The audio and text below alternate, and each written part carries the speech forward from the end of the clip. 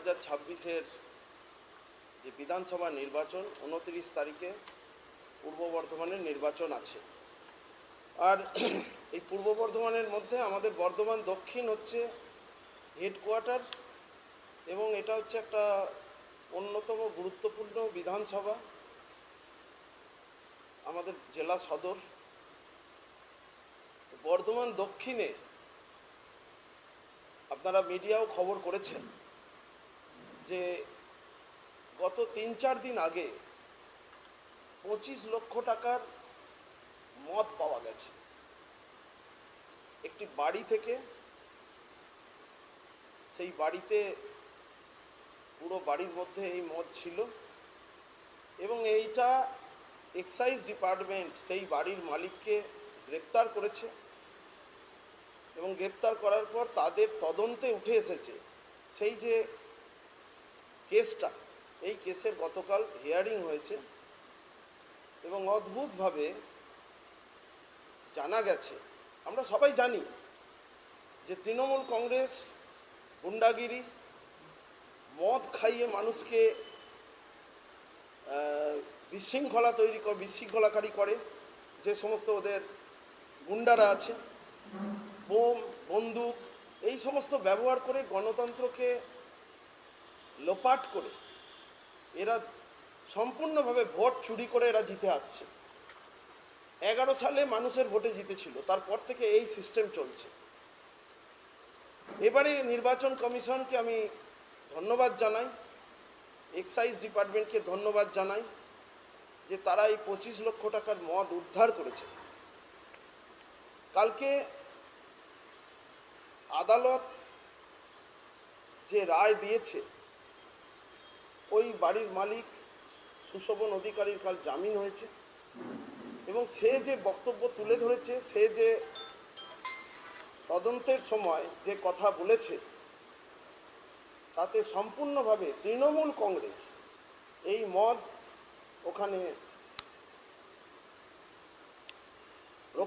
ওখানে স্টোর করেছিল ইলেকশনে ব্যবহার করবে বলে। যেহেতু ইলেকশন কমিশন নির্দেশ দিয়েছে যে মদের দোকান বন্ধ থাকবে, কারণ মদ খাইয়ে মানুষকে মাথা নষ্ট করে এই বাজে কাজগুলো করানো হয়, খুন খারাপি, ভোট লুট, ঘর ভাঙা, 2021-এর পোস্টপোল ভায়োলেন্স, সেগুলো করার পরিকল্পনা করে এই মদ তোলা হয়েছিল। এই কপি আপনাদের সবাইকে আমরা দিয়ে দেবো। এখানে সরকারি অফিসাররা, এখানে পরিষ্কার বলে দেওয়া হয়েছে, এক্সাইজ ডিপার্টমেন্টের অফিসাররা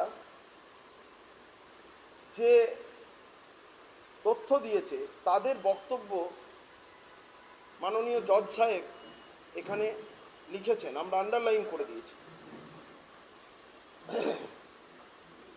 এখানে বলেছে, it is submitted that the excise officer himself has annexed statements of 2 witnesses which disclose that from 18 April 2026 the keys of alleged room, ওই যে রুম, ওই যে বাড়ি, তার যে চাবি were handed over to one স্বরাজ ঘোষ, যিনি টিএমসিপির জেলার সভাপতি। তিনি ওই বাড়ির চাবি হ্যান্ডওভার নিয়েছিলেন। কি বলে নিয়েছিলেন? For a period of 10 days for use in connection with the stay of A local MP. এখানে এমপি কীর্তি আজাদও জড়িয়ে আছেন। কীর্তি আজাদ এই বাড়িতে একাধিকবার এসে থেকেছে এবং কীর্তি আজাদ তার যে কীর্তিকলাপ ওইখান থেকে করছেন। তো ওই বাড়িতে কীর্তি আজাদ থাকবে বলে সেই চাবিটা চেয়েছিল। এই বাড়ির মালিক ছেলেটি সে চাবি দিতে চায়নি, সে কথাও বলেছে।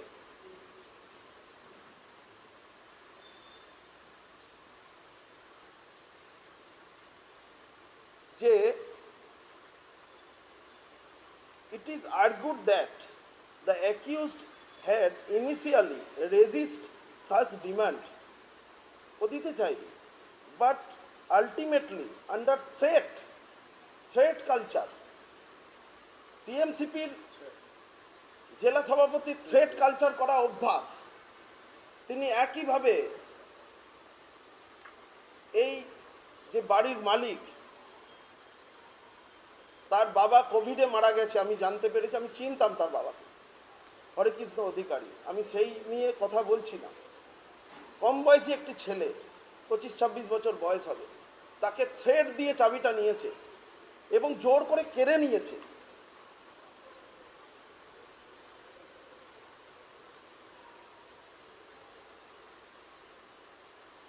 Threat and coercion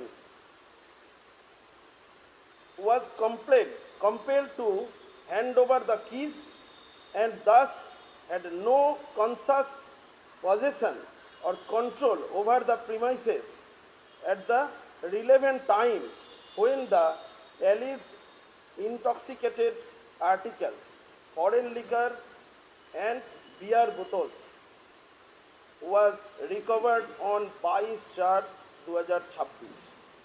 এটা হচ্ছে মেন কথাটা। এরপরে 3 পাতার পুরো অর্ডার নোট এখানে আছে।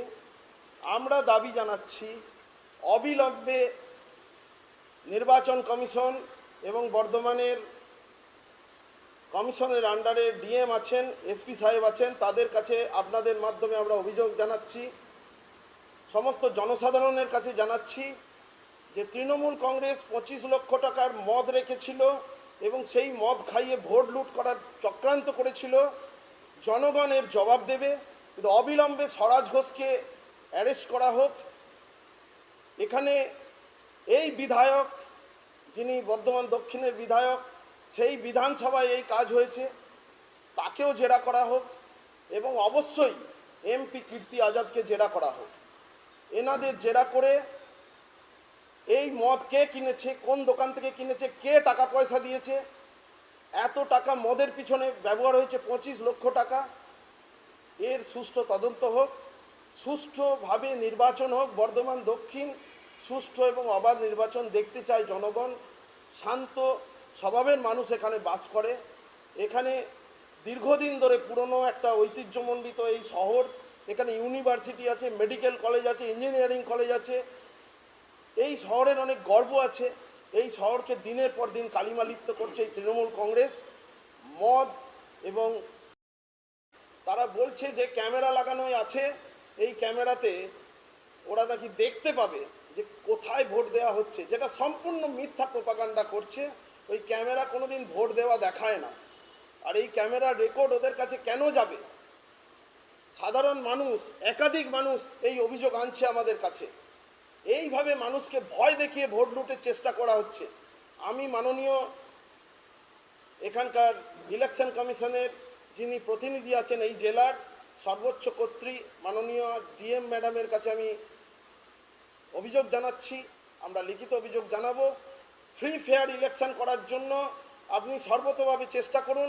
মানুষকে ভয় দেখানো হচ্ছে যে এই ক্যামেরার মাধ্যমে এরা নাকি দেখতে পাবে। আমি আপনার কাছে অনুরোধ করব, আপনারা ইলেকশন কমিশন থেকে প্রেস বাইট করুন যে এই ক্যামেরা দিয়ে কোনো কিছু রেকর্ড করা হচ্ছে না, এই ক্যামেরা কাকে ভোট দিচ্ছে এটা রেকর্ড করা হচ্ছে না, এবং এই ক্যামেরা সেই রেকর্ড কোনোভাবে তৃণমূল কংগ্রেস বা কোনো পলিটিক্যাল পার্টির কাছে যায় না, এটা আপনারা বলুন, না হলে মানুষ ভয় পাচ্ছে। আমার পাড়ার অনেক গরিব মানুষ আছে, বস্তির মানুষ আছে, যারা বলছে যে গণনার দিন বিকালে, যারা বাড়ি বাড়ি কাজ করে, বলছে পরিচারিকার কাজ করে, বলছে গণনার দিন বিকালে আমরা আর বেরোবো না, তার কারণ আমাদেরকে হুমকি দিয়ে গেছে যে কোথায় ভোট দিবি আমরা দেখতে পাবো। তারা তো কষ্টে আছে, তারা পরিবর্তন চায়। তো পরিবর্তনের পক্ষে যখন ভোট দেবে তাদের মারধর করবে, ঘরবাড়ি ভাঙচুর করবে, এখন থেকে হুমকি দিচ্ছে। কারা হুমকি দিচ্ছে সেটা খুঁজে বার করার দায়িত্ব ইলেকশন কমিশনের। যেভাবে মদ খুঁজে আপনারা বার করেছেন, প্রত্যেকটা হুমকিদারকে, যারা হুমকি দিচ্ছে স্বরাজ ঘোষ সমেত, তাদেরকে অবিলম্বে অ্যারেস্ট করা হোক এবং ফ্রি ফেয়ার ইলেকশন করা হোক।